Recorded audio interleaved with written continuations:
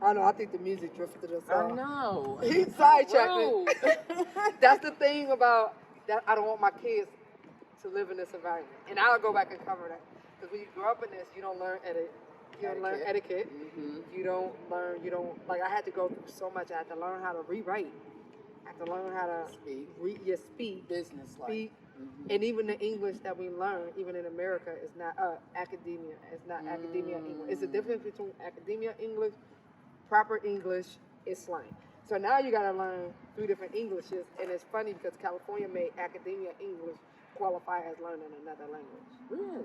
Yeah, because it's hard. Oh, wow. It's a whole different. So I'm in that process. I'm trying to learn academia. Especially being a percentage. Class. Me too. I have to because I can turn it on and off, but I get hung up. Me too, and I don't be knowing what words to use. That's why I'm sitting here thinking now. I'm like, well, no, this is fine. This is we are keeping it real. Yeah, I'm like, we are keeping it real. Like, I'll be on the podcast sometimes, and then my friend Christy, and like she speaks so well, she be like, I get it. She was like, I get it. Everybody. I love the way you guys mesh up like that. I love that supporting each other. Yeah, she be like, do not, and I be feeling so bad, and she be like, no, it's no big deal, like it's not that serious. But to me, it's a big thing because I'm like, if I would have had the opportunity, but I go back to my dad. When I was younger, I just, grew up here, I used to be ratchet, so ratchet. This playground where we're at right now. Yes. The stories. Woo, Lord. I used to be so ratchet, and I used to be so. And I remember my dad, he used to speak really good English. He used to correct. I think all our family. Yeah. He used to correct me all the time. I could be like, okay, Dad. Like, but I find myself thinking of him so much now. Yes, and I'm like, oh, that's why he was doing that. Oh, that makes a lot of sense. That's why he was saying that. He used to always say, you don't want to live in the projects for this. And I used to get so mad at him. I was like, why are you talking about people in the projects like that? You felt like he was talking down. Yes, I used to be like, I used to say that. I used to be like, why would you talk about the people in the project? Some good people in the project, and it wasn't that they wasn't good. He just wanted me to have a better life. He saw more for you. Yes, because this is. We grew up thinking that this was the world. Yes, and this it was our world, and it's not even a 1% of the world. It's such a small piece of the world, but so many people that we know never leave out this world.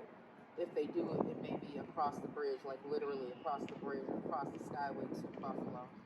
But then back here, Buffalo is just as impoverished as Lackawanna. It's all the same. More so. Even if you go to Jamestown, even if you go to the rural areas, even the one thing about my job, because I travel between the north towns and the south towns, and I'm getting to see, like, the only difference is really the color of your skin. That's it. When you go to the rural areas, sometimes it's even worse. You get the mobile homes. And sometimes they don't even got that.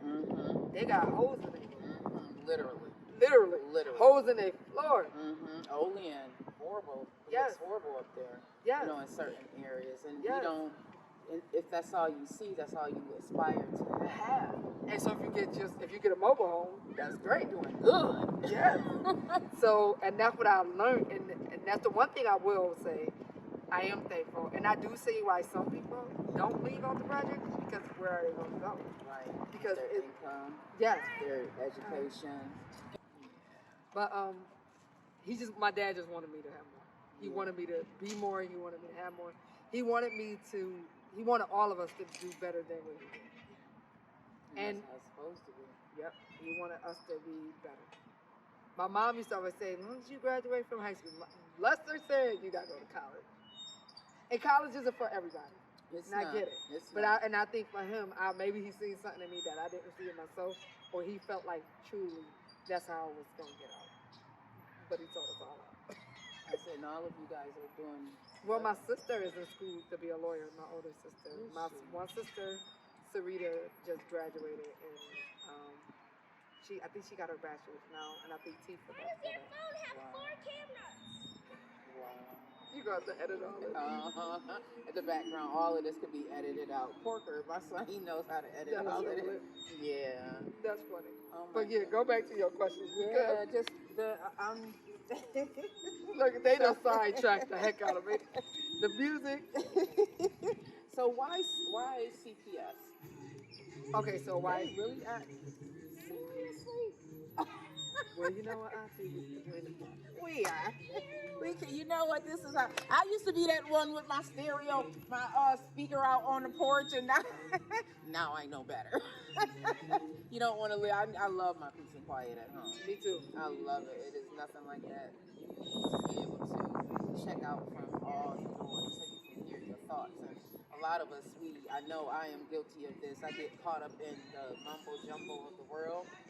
I lose focus, and then I need to tap in with God every day. So I need that quiet time. This too much noise, and then that we have overactive kids because when is it shut down? It is. And they actually, I think science have proven like stuff like that at 8 into like ADHD and stuff and other childhood things. But that's what I was talking about, the disproportionality, but we don't know. We don't have the means, and our school system is not the greatest. And they don't teach us, and then we don't have nobody advocating for us. So all we can do is try to be, for those that want to be better, we try to lend out a handout and try to help them. But if they don't, then you just pray some people through. That's true. That's true.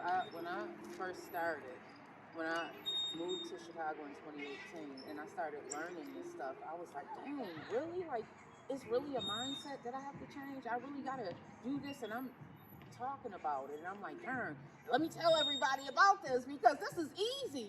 It's hard, but it's easy. It's a lot of work. You know what I learned too? Ask the question about CPS. Oh yeah, why CPS?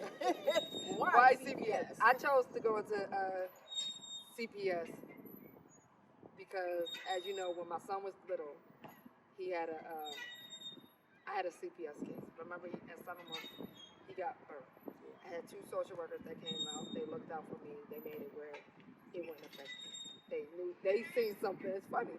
Everybody keeps saying they seen this drive, but we never do. Yes, they seen something in me, and I remember the 2 workers didn't want me to basically not be able to get ahead in life or to be successful in life because of this CPS. So they gave me an ACD. And I remember when I first graduated with my bachelor's, I was working at BBS, and it came back, and I had to write to Albany. I was like, I'm supposed to have an ACD, and they had to overturn it. And I don't know if they probably told me it was so long ago that I had to write, and maybe I just forgot to write to Albany, but it got overturned. My indication got overturned. I wanted to work for CPS because I wanted to be the same caseworker to somebody else, the same way those 2 ladies. I had a black worker and a white worker. And when I say they advocated for me and they were there for me, they made sure I got resources. They made sure anything I needed, they was there.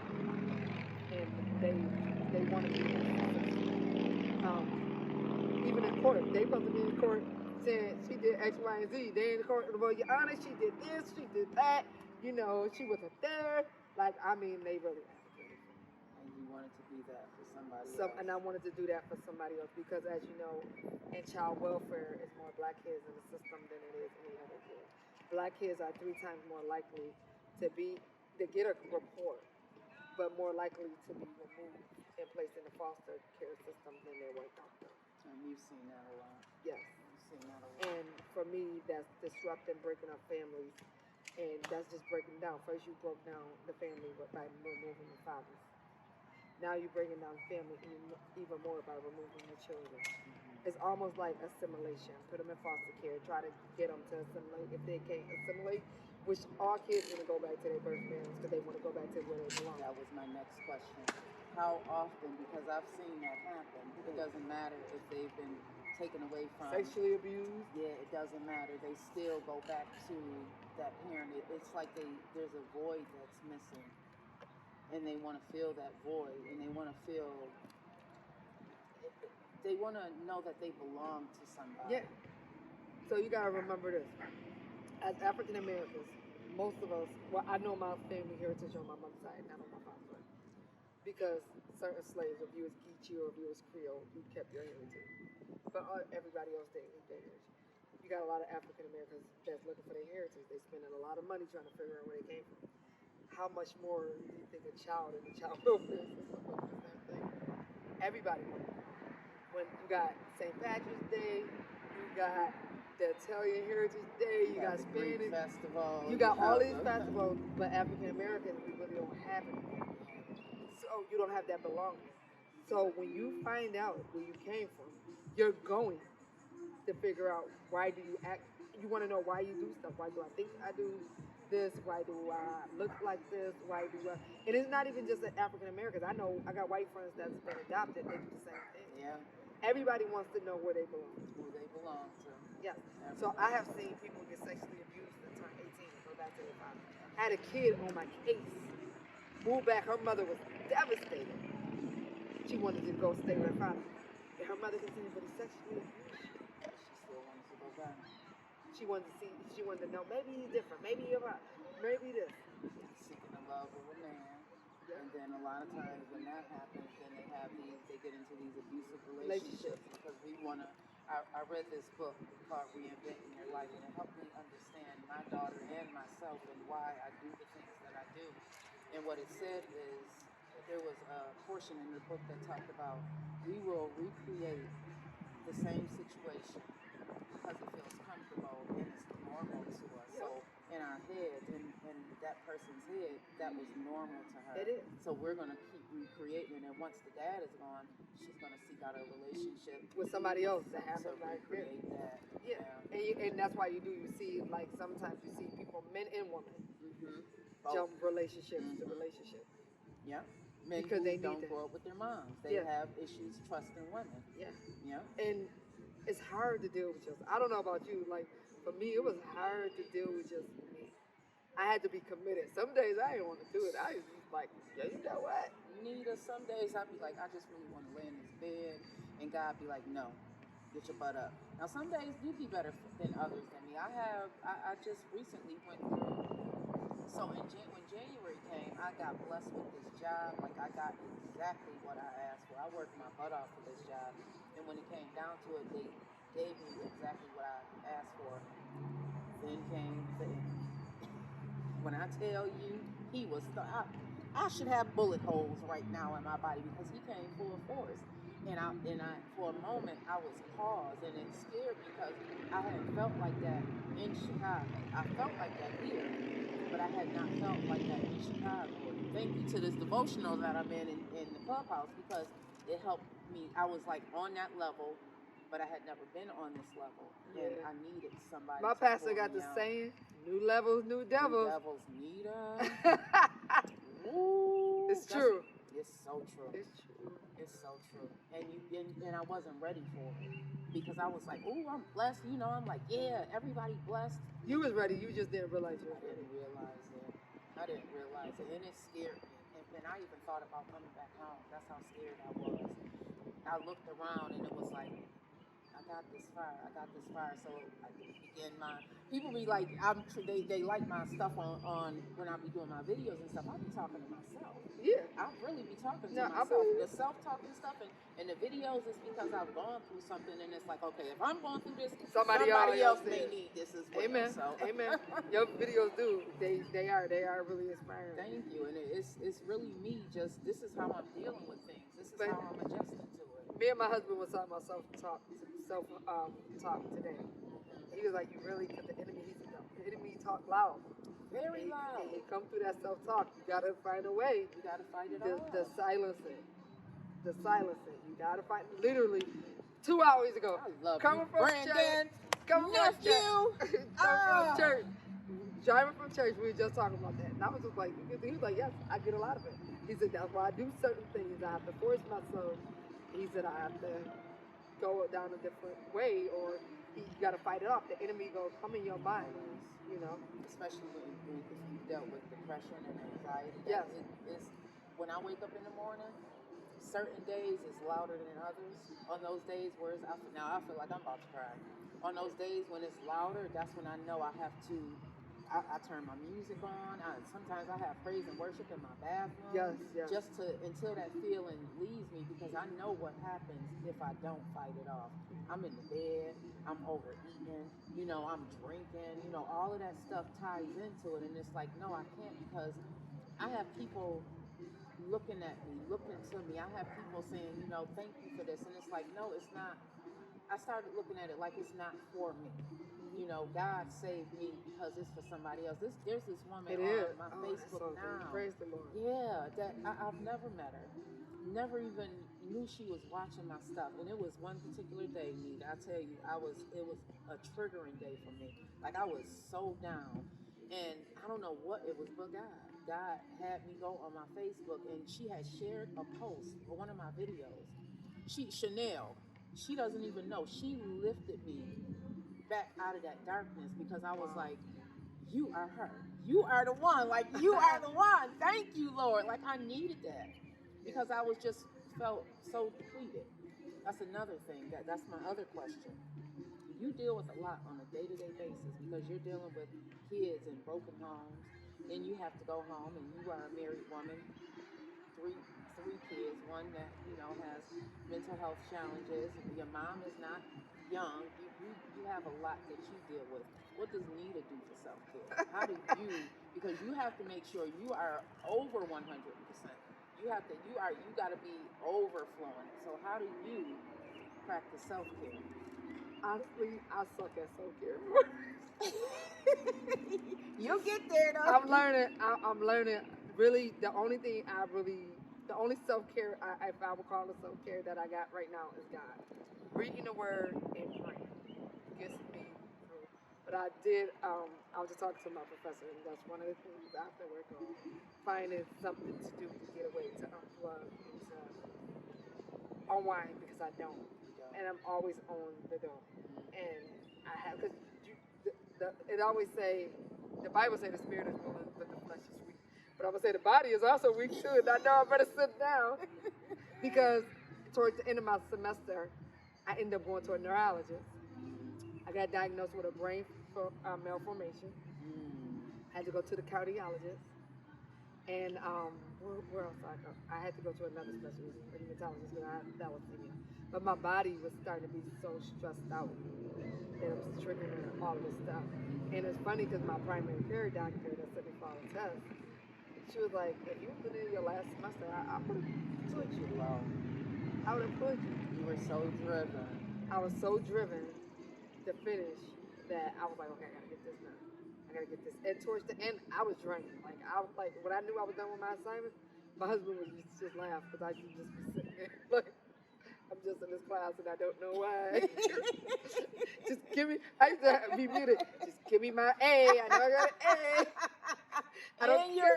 Oh my goodness. I used to be like, I'm done with this. So, but it's funny because that's something that one of my she like a mentor to me. She also have her master's. She's a nurse and she got her master's in education, and I think she worked on her doctorate. And so when she gave me a gift, and she was like, I want you to use this to go do something. And somebody else gave me a gift card to a spa. I was like, oh, they're like, you need to go take care of yourself. Self-care is big. Lisa Nichols is, she's like this transformational speaker that I love. Like I model myself after her and Oprah Winfrey. Those are my sheroes. I say this affirmation to myself about when I meet them. I'm putting it in the atmosphere. I'm going to meet them. Yes, yeah, she talks about serving from your saucer, not from your cup. And I learned that oh yeah, the overflow. You have to, especially when you are in the field that you're in. You're always going to be seeing so much tragedy and stuff, and we can internalize that. So it's always best to not get depleted, because if you're depleted, that means everything else down the line falls apart and chaos, and so it's those gift cards and stuff. Use them. I am. I actually, it's funny that you say that because that is so true. Because like I was telling you, like with the child welfare podcast, we had to take a breath. Not a breath, but that too. A breath. It's a breath. Yeah. We had to take a break because we did get depleted. Trying to finish school. She equally is busy. My friend, and she got her issues too. Yeah. So I'm just like, yo, we go pick it up, but we gotta take a break because I can definitely see like we just got our first gig on presenting and at a conference in September, and I'm like, we're about to get a lot more of these, so we got to figure this out, and we got to start doing self-care. And I actually went and got my nails done for graduation, and the lady was so cool, so down to earth. And I told myself, I was like, I'm about to start going every 2 weeks. That's what I said, Nita. Before I just started getting my nails and stuff done, and it's like you have to, just to feel something, because you're a giver. You're always giving, and when you're always giving, next thing you know, you're empty. Yeah. And we can't, because we have work to do. We can never be empty. We No, have I to serve from totally agree. That's awesome. I totally agree. And on top of it, with everything else, I also do ministry. Oh, oh my goodness. Oh, wow. And that's, it's Are you funny. still at Mount Allen? Nope, I go to a church in Buffalo. New Life Harvest. Oh, where is it? It's on Bailey. If you like Harvest Church, you gotta go. I think I've seen it before. Yeah. Is it across Kensington? Over that way, not Kensington, but down by that McDonald's. Oh, okay, going towards Bailey. Yeah. Oh, I mean going towards Dope. Genesee? Right there by I think Bailey and Dope. Okay. Oh, okay. Yeah, that's why I know it. I was just over there. Okay. Yeah. So that's that. And I know, like, God is dealing with me, and I know.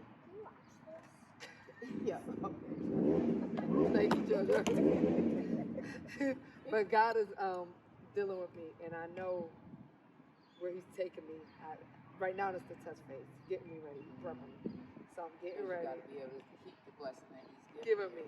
So He got me in the test phase. He taking stuff out, He adding stuff in, and He just preparing me. I'm in preparation. So I know in this preparation, I have to learn how to incorporate self-care, and I also have to learn how to incorporate time with Him, because sometimes, I let people interfere in my time with Him. But when I don't talk to Him, I'm off. And I know I'm off. Feel it. I know I'm off. Because now I'm cussing. I'm looking at you. I'm up there hollering. I'm about to put holy hands on you. Next thing you know, you ready to throw something across the... Oh, I was there. The other day, I was ready to throw my computer. I had to woosah. Yes. So I'm like, okay, God, I got to get back in my word. I got to get back in prayer. And I just told my husband, you know what? With some of this after I paid for my license, I said, I think I'm buying us a plane ticket. I don't know where we're going. Whatever $50, we're going to do a $100 flight somewhere and just go for the weekend. I know that's and go explore a city. I know that's right. Whatever, $100. That's why I went to New York. I felt that I was getting to a place where it would be hard for me to get back out, and it was like, I got to shut down. I got to unplug. And that's why I went. That's why I'm here.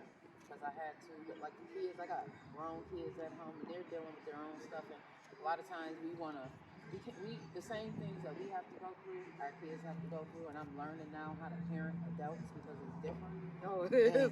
Woo! Because you can't tell them what to do. You want to, because it's like, didn't you see me make that mistake? My one girlfriend said, I be wanting them to say, wasn't my craziness an example for you? No, they have to do their own craziness. It is what it is. Yeah. They have to do what they have to do, and I have to be okay with that, because if I'm not, we're going to be up work. Yeah. And I had to learn it. Like, I call my son, and he be like, I'm good. And I'll be waiting on him. Yeah. He be like, all right, bye. I'm like, okay. Yeah, and you got to be okay with it. It's some days I am. And some days I'm some not. Days I'm not. Some days it's getting better, but I'm the same way. The other day I was crying. Yesterday I was like, oh okay. Yeah. And be okay with that. Yeah. I think we don't give ourselves permission to have those feelings. We don't, because go back to what society says it's normal. Yeah. And it's not what society says normal. That's right. And you're right. We have to be okay with it. And I'm learning that too, especially with dealing with Brandon. Like, I want him to be so engaged. I learned all the stuff about mental health. I learned all the stuff, like research shows if you are engaged in therapy and you do all the stuff, you come up with medication. So I'm like, come on, let's do this. And he looking like, I'm good. And I'm like, you good? What you got, baby? I'm like, let me. And my husband like, no, he's a grown man. Allow him be. When he needs you, he'll come to you. He will. And I be calling, and he like, I didn't ask you to call this. I'm like, but I just thought. And he just like, you got to stop doing that. That's so awesome that you got a support system like that. So it really is. That's so awesome. And being that he's gone through, his own things, and for him to still show up for you, I think that's so awesome. People don't realize how much it takes to be in a marriage, because they don't. he's taking on your stuff and you're taking on his stuff, and when you guys can stand together and take it on, that means you'll be able to survive.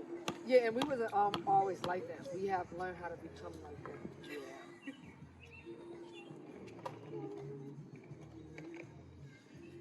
Hey, long time no see. Well, you're okay. How are you? How y'all been? Good, Good, yourself? good.